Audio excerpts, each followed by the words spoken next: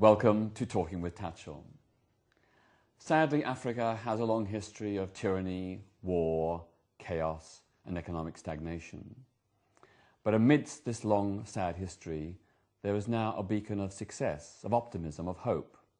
It's Somaliland, not Somalia, Somaliland, in the Horn of Africa, the breakaway republic which left the defunct state of Somalia in 1991, recently celebrated its 16th anniversary of independence.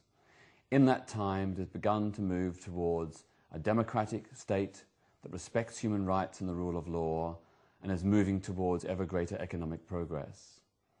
With me to discuss this African and Muslim success story, because Somaliland is predominantly a Muslim nation, is Lulu Farah of the Somaliland Forum UK and Dr. Mohammed Al-Mohammed of the Somaliland Research Society UK. Welcome to both of you. Thanks very much indeed. Thanks. Dr. Mohammed, I'd just like to ask you to begin by setting out the situation now. Somaliland has been independent, but it hasn't got international recognition. Is that right? That's a fact. Although Somaliland actually enjoys a de facto existence within the international communities, and the number of countries that are responding to our call are actually increasing by the day, we haven't actually still secured our seat at the United Nations. And that's, I think, what you mean when you say international recognition.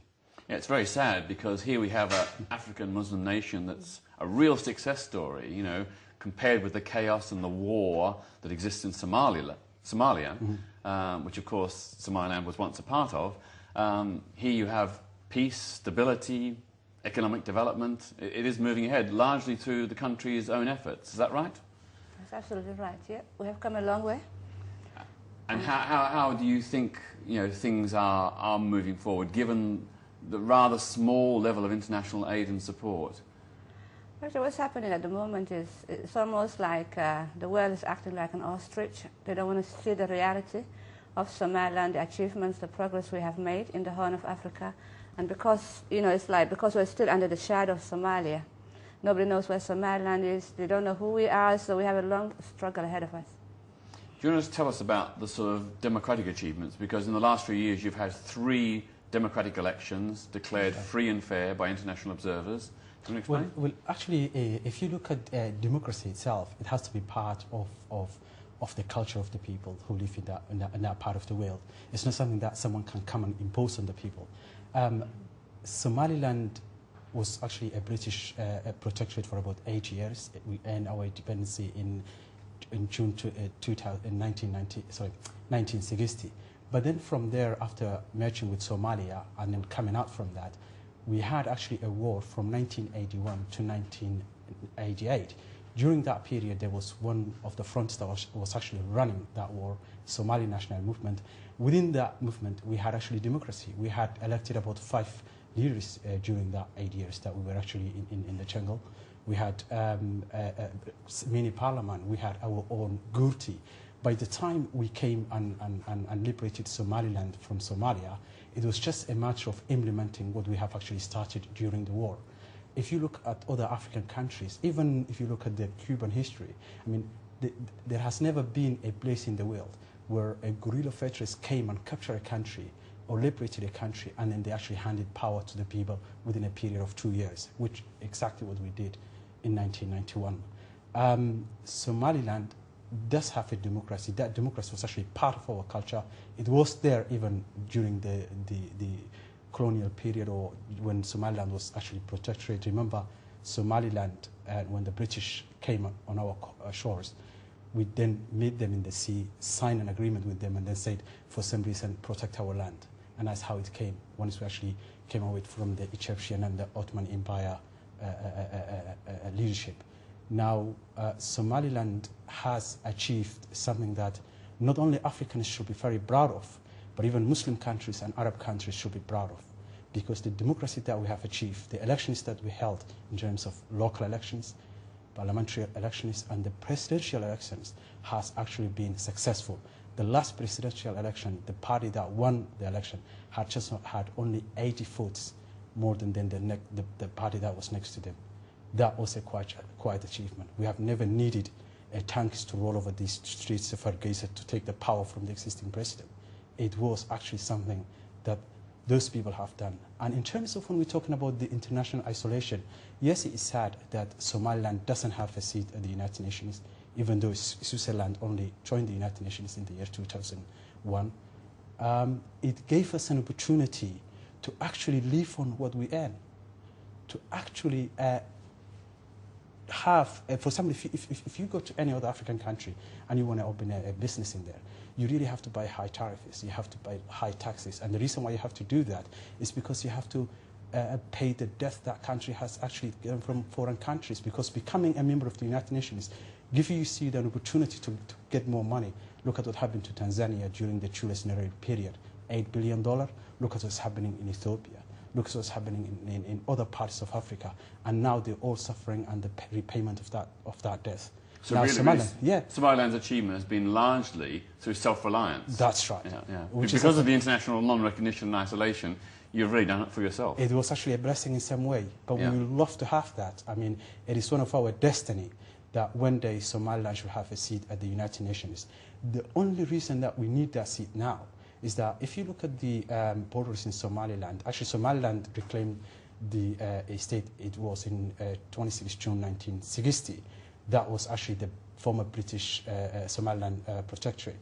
Now, and when you got independence then, in 1960, that's right. You actually had a seat at the United Nations. Yeah, we were a sovereign. We had about 53 countries that actually recognized Somaliland. This is in 1960. That's right, and United Kingdom was one of those countries, and there were many other countries that actually recognized. But the point is, on the south we have Ethiopia, which actually respects our borders, who had a good relationship with Somaliland, does have an office in Hargeisa, diplomatic and business offices as well, and military attaches down there. We do have Djibouti on the west side of Somaliland, which does actually respect our borders as well. The only issue that we have is on the eastern part of our country, where Somalia actually borders us. Somalia, which has actually been in chaos for the last 16 years, and is still trying to export that chaos to the neighboring countries, as it happened in Ethiopia. And now they try to do in Somaliland, but we have actually succeeded to repel them. Now, becoming member of the United Nations will ensure that Somalia doesn't have any claim on Somaliland. But it was actually a blessing for us to be a country that actually lives on what it earns, rather than lives on foreign debt. Yeah. Lulu, can you perhaps give us a bit more of a sense about, the human rights situation, freedom of the press, all those kind of issues? My understanding is that Somaliland does have, with one exception, one incident that happened earlier in this year, which we'll talk about. It's got a free press. People have a right to protest, and all these fundamental freedoms are guaranteed. Do you want to talk a little bit about that? Yeah, actually, we are lucky in the sense that we're the first African country that exercises democracy, actually by the people, where the people have the right to say whatever they want. It's also part of our tribal traditions, where we actually we had that sense of freedom right from, our previous. What do they call it? Ancestry. It's in our, basically, it's in our history. And what happened is, by joining the democracy, Somaliland, when they joined the democracy system, what happened was we actually transferred that freedom. But what happened was, because of the leadership of the country and people who are actually in government are not aware of certain principles. And with the detention of, the journalists actually have put us on the test to see how far we can go with the freedom of speech. But we must say, actually, in the Horn of Africa and also our neighboring countries, we're the only nation that can actually have the right to print anything that they feel like. We could talk about the president, we could talk about corruption, and nobody's going to go and put you in prison for that. And luckily, we had an incident that happened recently, but again, the people have exercised their power to free the journalists, and the diaspora have actually made sure that that doesn't happen. So even for that, we opened a new organization called Freedom Fund, which actually protects Article 32 of the Constitution of Somaliland. And with what does that article say? The article says that everyone has the right to freedom of speech. They can say what they want. God has given them the right to speak, to say what they like, And that is actually what being a human being is about, you know. And this is a popular movement from below, which is engaged with the government. Absolutely, yeah. And actually, we are actually in the process of, we have actually launched it in Canada, and an MP from Canada have actually supported it and launched it.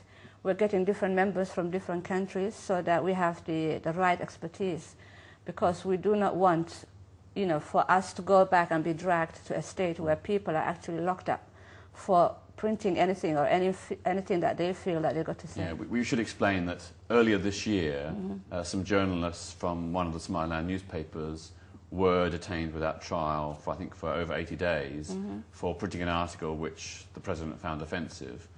And, as you say, it was because of a popular movement from below and an engagement and a dialogue with the government. Absolutely, those journalists were released. And there was a lot I think it established an important principle. Absolutely. It was a bit of a hiccup on the road to democracy and human rights, but, you know, it was overcome. And I think that's sort of the history of Somaliland. It's, you know, there have been some obstacles, but they are being overcome. I mean, you mentioned corruption. You know, there are, you know, by general standards of Africa and indeed the West, you know, corruption is not a huge problem, not a big problem in Somaliland, but there have been some allegations of corruption. What do you say to those? Well, actually, there is something that we need to acknowledge first of all. When Africa became independent, I mean, get their independency from the Western countries, we actually sleepwalked into the Soviet bloc. What the Soviet bloc did for us is they actually taught us how to have a secret police, which even now many Arab countries enjoy, like the Mukhabarat or whatever. They then give us an opportunity to buy a lot of guns from them, AK-47, which is the biggest killer in Africa, landmines and all that stuff. The Soviet Union and the East Warsaw Bloc actually gave us an opportunity to just have more military officers than professional people like nurses, accountants and lawyers. That's actually where things are going wrong in many African countries. Now in Somaliland, if we go back to the case of Somaliland and corruption, once we actually liberated the country, we had... This is from the regime of Said Barre, which was actually part of the Warsaw Pact at that time. Actually, I mean, Somalia did have, at that point, the strongest black African army. And was actually being Berbera, which is actually our main port city, was actually prepared by both the Soviets and the Americans to be used for the whatever will happen in the Third World War. But the point is, we had less accountants than we needed, less lawyers than we needed. What that then bring about is an opportunity for that corruption can actually take place. But the corruption that we have isn't actually as bad as the ones that they have in many other African countries. Remember, we're talking about a country that only lives on what it earns. We don't get billion pounds from the World Bank and the IMF or Euro bonds or whatever. What we have today, the roads we have, the hospitals that we have, everything that we have is what is being collected from the people who actually sit on the streets of Hargeisa, Berbera, Borome, and Erigabo. So yeah, there is a corruption, but there is a learning curve, and that learning curve is actually proving the uphill struggle for us, but we are actually reaching the top. And I hope in 10 or 15 years, Somaliland will completely be a different country. Now we have achieved good things about the democracy. We're now really getting ready for the next presidential election, which is due to take in 9 months' time. But then afterwards, we will also work harder to actually ensure that corruption is actually minimized. But corruption does exist everywhere in the world. Yeah.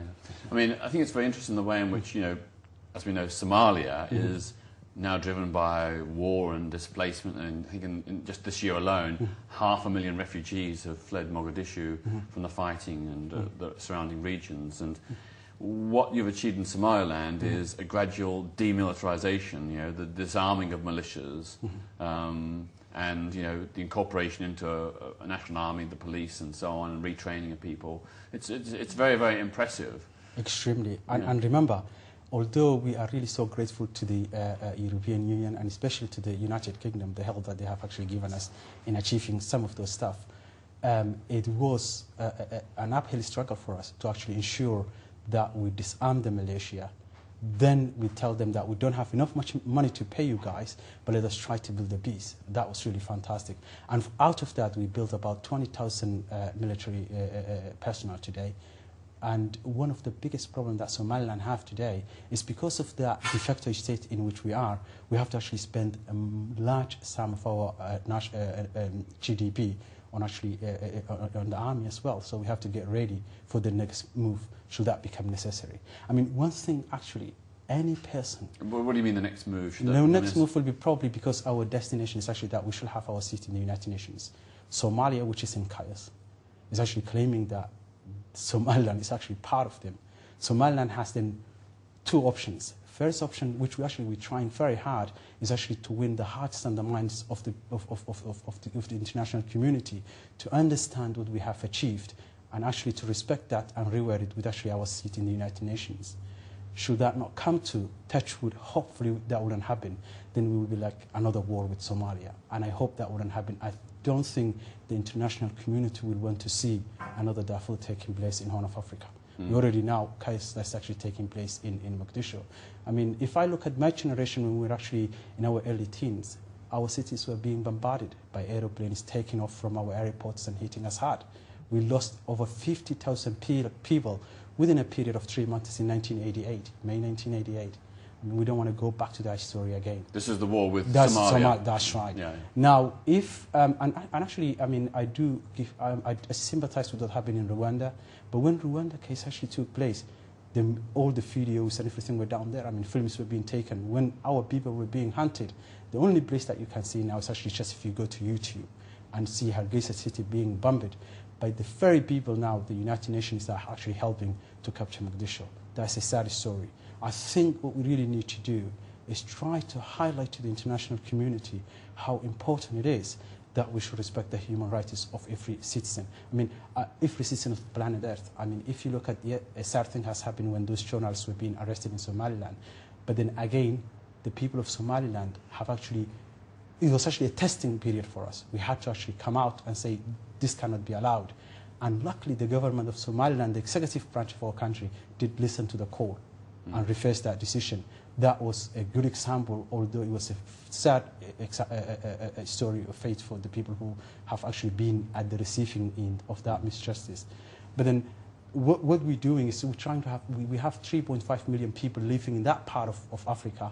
Those 3.5 million people deserve the air of the world. And hopefully the international community will listen to us as they are doing now. We'll come back to that issue a bit later. And Lulu, do you want to perhaps talk about the situation of women in Somaliland? Because many people will see here we have a predominantly Muslim nation, which, you know, in many parts of the world, Muslim nations do not have a great deal of rights for women.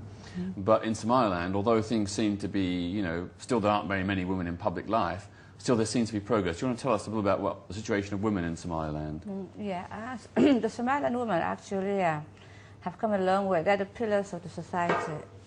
Even though we're a Muslim country and a lot of Muslim nations do not believe women being the leaders of the country, Somaliland has been different all the while. Actually, historically, if we go back, Somaliland has even, you know, we have a history that existed 2000 as far as the Greeks, you know, and the Romans. And our people have always been independent in the sense that they manage their own affairs. Now, what democracy has done for us, actually, and if we also go back on before the war, women were actually helping their men liberate the country. They were part and parcel of the liberation movement. They were the nurses, the people who actually, you know, attended to the wounds. They were giving This is during the war against Somalia to win independence. Yeah. They were giving support in every way. Some women even joined, you know, the army. And in our culture, we have poetry as the center of, you know, everything we do is through poetry. And women are if anything goes wrong, they are the first ones to create their own, you know, small verse of poetry. And that makes the whole nation come to a standstill. And what democracy has given us even more freedom than, you know, what we had before. So now, luckily what happened was when the referendum started, the women were the force again who actually made sure that the referendum went through. About over 60% of the voters are women. Which referendum are we talking about? In 2001, we actually held a referendum for the Constitution of Somaliland where over 97% of the population voted to be separated from Somalia. So that was a success in its own. And the women were actually the force behind that. Then when the elections came, what happened was the women actually, even though even us in the diaspora were supporting the democratic process, we did have a bit of hiccup in the sense that we did not have the representation that should have happened, because again we have the issue of clan tradition, which is at the moment, you know, it's all male dominated, And what we're learning from now is the fact that we have actually a hybrid system where we have democracy and tribalism running side by side. And what we need is for women to be educated that their vote means more than what they actually think of. So what we need is for the women, and we have women MPs. Luckily, we have women ministers. But not women ministers and MPs? Yeah, we have the first foreign minister of Somaliland was Edna Ismail. She is a very active woman. She also runs a hospital, a maternity hospital, where, you know, that again helps Somaliland babies for the first time in our history. We have, you know, healthy Somaliland babies being born. And she's on one side, she's a minister, on the other side, she was actually attending to her, you know, to her other duty as a, you know, as a midwife. So I can't think of any other, you know, country where, coming out of the situation what you've been through, where a woman would hold such high position, and particularly from a country from a Muslim tradition, and so it's quite an achievement. And haven't there been ructions or conflicts or anxieties over that? Honestly, Islam is a faith that's actually been believed by about 1.5 billion people. I think we have a different interpretation of Islam. The part of Islam that we see nowadays is probably the ugly face of Islam, I think, or ugly face of any religion. But the point that I can actually make here is when we done the referendum for the constitution of Somaliland, there is an article in there that says every Somalilander does have the right to elect and be elected. That doesn't say every Somaliland man, is actually every Somalilander, i.e. man and woman. Somaliland woman has actually been the base of our life in Somaliland. I mean, without them, we could never achieve what we have achieved. Even today, Somaliland, the biggest hard currency earner for Somaliland is actually remittance that we send from abroad. 90% of people who send that are actually women and make that possible. When we are actually voting, if you look at the last parliamentary elections, the presidential elections, as well as the local elections, the longest queues at the polling stations are actually formed by women. Sadly, now we have about less women than we should have in the parliament.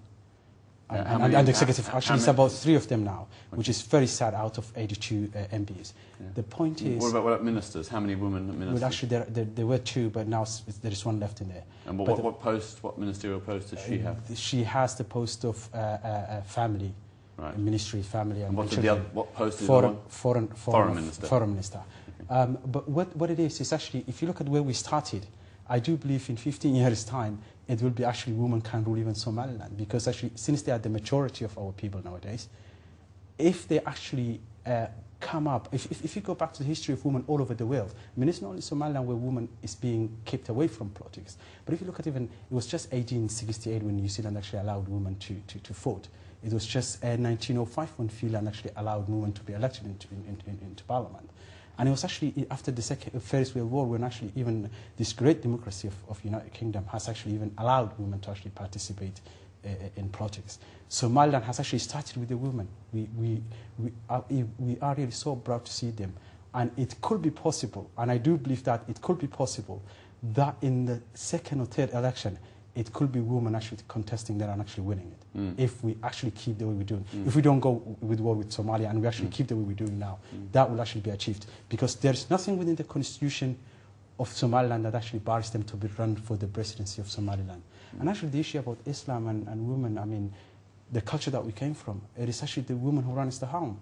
The woman that who actually dictates everything that we do, even though they make us believe that we are the one who are running it. That's the reality.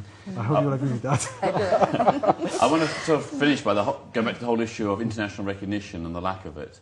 I mean, obviously, I think Somaliland is bidding for a seat at the United Nations. It also wants to join the Commonwealth, that's right. Being a former British protectorate. What is happening in terms of British and European Union aid to Somaliland? Well, first of all, what we're actually starting with the case of the Commonwealth is to join the Commonwealth Parliamentary Association, or CPA. And since we have actually a democratically elected parliament, that we have actually been a former protectorate of the United Kingdom, we do seem to actually progressing very well in that. And we are hoping that the meeting that will be held in Kampala sometime in November this year, probably the Foreign Minister of Somaliland will be there. And there are also other countries within the Commonwealth who are really so positive about the achievements that we made, especially countries in Africa who are now willing to stand with Somaliland. And which countries are they? Well, although I really don't want to name some countries, South Africa and Ghana are in the line. Rwanda is also there, although it wasn't a British protectorate or colony at all.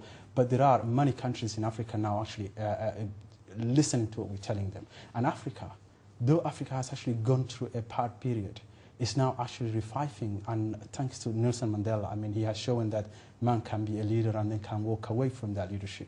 Many other Africans are now actually following the footsteps of Nelson Mandela, and we are actually getting a lot of help from those countries. What about the Arab League? Well, I'm really so sorry to say this. I mean, the citizens of Somaliland have better rights than the citizens of other 21 countries within the Arab League. Actually, even the citizens of Somalia might have more freedom than the citizens of many Arab countries. Arab countries, if even you talk about Islam itself, Islam doesn't support a monarchy as such. Equality should be applied to all people, or even dictatorships that you see in the Arab world. I mean, what I can say to the Arab world is really, and what Somalilanders could say to them is that we have respected you when we were being killed and bombed. You paid for that. Still we survived, but we respect you still. So really, I mean, the Arab world, I don't think they can actually even speak for Islam. Look into Malaysia, for example. If you're talking about a Muslim educated people who can also freely talk about, but I don't think people who live in many Arab countries can actually speak for Islam as it is. They already, to be very honest, even it is fair to say this, Bin Laden has never had the opportunity to vote in his country. He has never participated in the local elections of his country, has never even participated anything in his country, and he's now causing a chaos all over the world. It's a disaster. But in Somaliland, it's a completely different issue. We are involved in how we should develop that country. We are making positive contribution as to how to make everything possible. So I don't think we can compare Somaliland with Arab countries. But we salute them. But you're not actually getting support from the Arab League. They're not supporting your claim for independence or recognition. Well, actually, we do seek their support, but you haven't got it. You haven't got it yet. But which Arab country can you say? And this is what we have achieved? They would say to you, "You're going to bring democracy into our doorsteps. We don't want it." Probably that's what they would say. And Lulu, can you just finish off by just giving us a sense of what's your hope for the future? You know, how do you see Somaliland in the future in terms of international recognition, development and so on? I think Somaliland has achieved a lot, and it will bring a lot of positive results for anybody who's looking for hope, whether in Africa, whether in a Muslim country. We have shown the world that we can survive on our own without any aid coming from outside. We have the willpower to reach, what we want, and hopefully we expect the international community to give us, an ear and help us along the way, so that Somaliland can be recognized, and then they can see exactly, the way they helped us.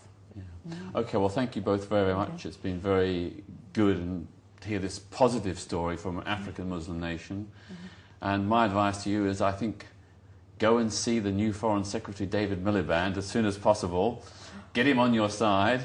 You've got to get international recognition, aid and trade to support your efforts, because Somaliland is a beacon of developing democracy, human rights and progress in Africa. Thank you very much. Thank you. And please join us next week for another edition of Talking with Tatchell.